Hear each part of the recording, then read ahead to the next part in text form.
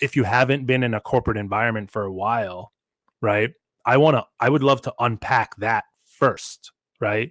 Because what you don't want to do is jump to conclusions on what that actually means, right? So just because you haven't been in a corporate environment for a while doesn't necessarily mean that you're like disqualified from the job, or that they're going to perceive you differently, or that they're going to think some of the things that you think they might be thinking about you, right?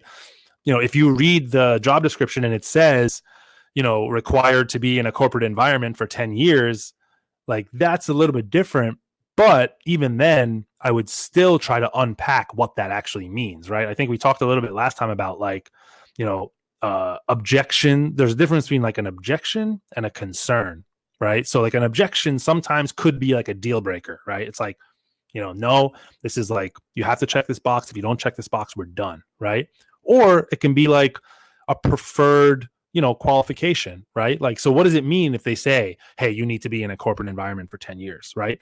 What are they getting at, right? And that's something that you can even ask if you have the opportunity. If your initial message is good enough and you can like walk the walk and get their attention, like you'll have a chance to tell your story, right? And in the interview, you can start to unpack why having a corporate background is important, right? Is it because people that have a corporate background are used to working in a structure, right? Is it because they're used to working cross-functionally on a team, right? Is it because they're used to having like a 9 to 5 type of environment where, there's certain times that they have to be available and certain times that they're not, right? Is it because, there's something different about the internal processes that a big corporation would run versus like a small agency, or, that you would run as like a freelance entrepreneur, right? So you don't know what the decision makers on the other end are actually thinking about this like corporate environment experience. So your first job is to figure out